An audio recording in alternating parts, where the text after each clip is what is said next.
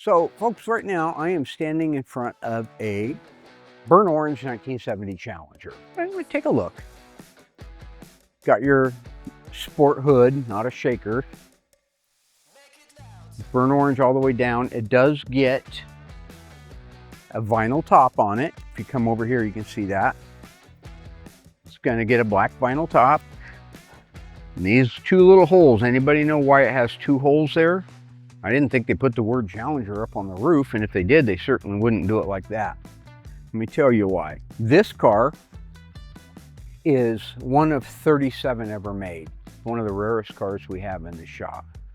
What makes it so blanky blank and can't say it on TV rare is it's an RT, road and track, but it's also a special edition using a formed headliner, overhead warning lights, normally leather interior. This one has orange houndstooth interior, probably one of one. And the reason why does it get all the way down? They made a lot of RTSCs.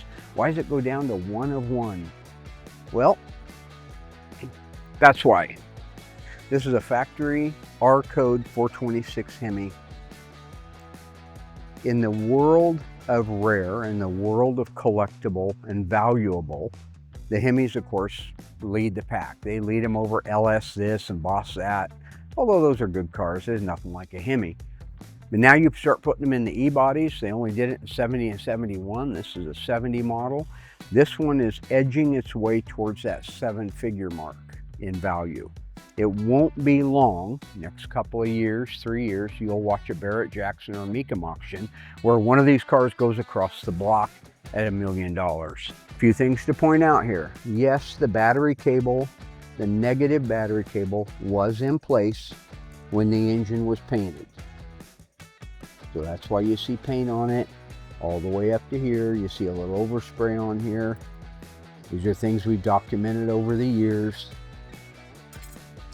Black wrinkle finish valve covers, correct. We have our correct original date-coded 3-speed wiper motor in place. We're in the process of assembly right now.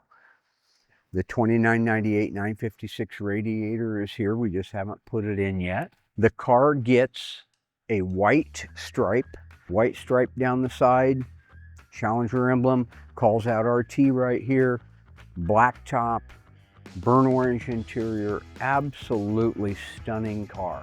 The thing about the Challenger is they're never going to be a CUDA, but as the CUDAs fade out and you can't find them and you can't buy them, these cars are going to start coming on stronger and stronger. That's why I'm predicting the 7 figures here in the next few years. The wheels are the original date-coded 15.7 wheels, rally wheels, according to the broadcast sheet. Original center taps. These, they never put road huggers on them, but what I love about these is these are old road huggers. I looked at the date on them, I think they're 78.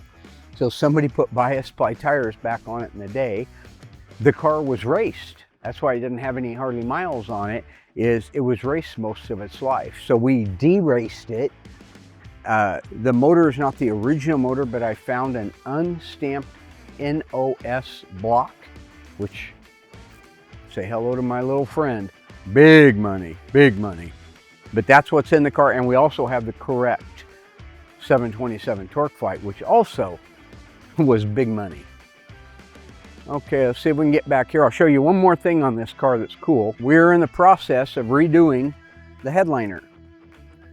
And to do that, instead of having a vinyl headliner, it has this formed board right here. Has like a particle board almost type appearance to it, or thick cardboard. And then this material here, we're going to be reusing it. Here you can see not faded because it was rolled under and you never saw the sun. So this is the original color. This is the faded color. But what's funny is when I wash this whole thing, it'll come out exactly like that. We have all the materials to redo this headliner. It'll be one of the few SEs with an original headliner and original board. It'll be very, very rare and very, very desirable. And the next one we're going to talk about, take a real nice look at a sister to our Super B called the Charger RT.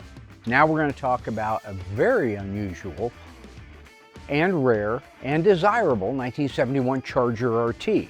So let's see now, I gotta go into my brain.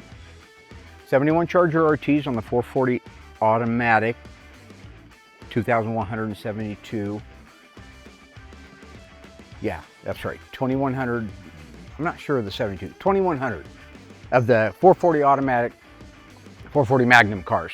This one actually has the L37 hide-awake or concealed headlights, which was standard on your 66 to 70 cars, but optional in 71 and 72. So that is there. I want to point out some of the neatest features on the 71s. Now, the Super B's got it too, but this, I love this. My friend Andy bought a 71 Charger RT when we were kids, and I remember in my mind it was a yellow car. These emblems were 3 times bigger than that, but now I can see clearly they weren't. But boy, in my mind, that just jumped out at me. So this is the non-cold air induction. It looks like it's cold air induction, but it's actually not. This is the Charger RT hood, an upgrade from just the bulge hood that you would have got. You've got the matte black center blackout. This in 71 it's a decal, and 72 it's painted on. Just a little quick thing to note. It's also coated for our hood pins, our hood pin tie downs. Having a rough time today. I think I need more coffee. Underneath here is a beautiful 440 Magnum.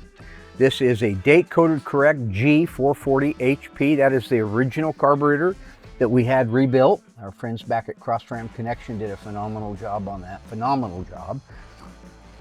It's a power disc brake car, power steering car. Side markers on the Charger RT and 71 are the same as the Super B, or even just a regular Charger for that matter. Now this car's supposed to have wheel opening moldings on it, but the owner didn't want them, and I don't blame him. I think it looks good without it. I think it can go either way, but I like it without them. This will also get the decal, the stripe that the 71 Super B's got. Just to refresh your memory, this one here, that car will get it too, but we haven't set the final adjustment on the doors. We got to do the final adjustment on the doors, hood, and fenders. Once those are set, Shane will do those first part of next week. We'll put that decal on. We've got all original date coated glass in this car. It is a black vinyl top car. One of the coolest things. He's going with dog dish, which by the way is awesome. And the BF Goodriches, by the way, that we put on everything are on back order right now, so we could not get them. That's why we put the Coopers on. He's just going to cook them off of there within a couple of minutes anyway. So, but take a look at the tail light and the rear body on this car. These are just the coolest. These louvered tail lights. I loved them as a kid. I love them today just as much as I ever did. So we're in the final 4 weeks of assembly on this car. It's a black interior. My friend Dante has provided all the interior for this thing. Here is the steering column, almost done being built. We're waiting for our steering wheel to show up, but this is all restored. Brian did a great job on it. It gets a little decal that goes here that says press to release key, because that would get turned down like that. When it's in place, you do that so you can get the key out. Okay, and then Dakota. I did not know this. Dakota Gauges makes the 71 to 74 B body. Look at that thing. Now, it's not powered up and it's a little dusty right now, but these fit like a glove. They're absolutely so cool. You got your 150 speedo, your tachometer, your gauges, all 4 gauges. And that just really is such a nice, we're putting it in almost everything. There's no reason not to. If you got a Hemi car and it's a numbers matching, it's $1 million car, of course you don't want to do that. But in a case like this where it's a non-numbers matching and you want dependable gauges that you can actually trust, because very rarely can you trust the originals, then go with the Dakota setup. It's an awesome, awesome setup. So here in a few weeks, we will have this car done. I will take Bubble Boy here out and we will do a big old snorkeler like we did in the 71 Cuda. Remember the 71 Cuda? That scare you? Yes. You sell a lot of Girl Scout cookies back in the day? I bet you did, didn't you? What was your name back then? Yolanda? Alex, you little bitch?